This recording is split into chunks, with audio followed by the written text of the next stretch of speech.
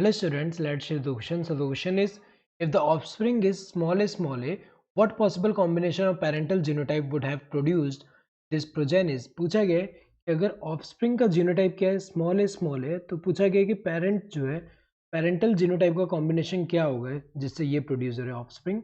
ये क्या है ऑफस्प्रिंग में क्या है स्मॉल ए मतलब यहाँ पे एक स्मॉल ए कहाँ से आएगा, एक स्मॉल ए फादर से आएगा और दूसरा स्मॉल ए कहाँ से आ रहा है मदर से आ रहा है यहाँ पे। तो यहाँ पे एक स्मॉल ए कहाँ से आ रहा है फादर, अगर हम देखें यहाँ पे ये फादर एंड ये क्या है मदर। तो हमें पता है कि जो जीनोटाइप होता है यहाँ पे ऑफस्प्रिंग का जो जीनोटाइप होता है इसमें अगर हम देखें जो दो एलील है इनमें से एक कहाँ से है, एक फादर से आता है, दूसरा कहाँ से आता है मदर से आ रहा है। तो अगर हम देखें यहाँ पे तो एटलीस्ट एक स्मॉल ए तो होगा फादर में, मदर में भी एटलीस्ट एक स्मॉल ए होगा। अदर क्या हो सकता है यहाँ पे कैपिटल ए भी हो सकता है, स्मॉल ए भी हो सकता है। और यहाँ पे अगर हम देखें कैपिटल ए भी हो सकता है, स्मॉल ए भी हो सकता है।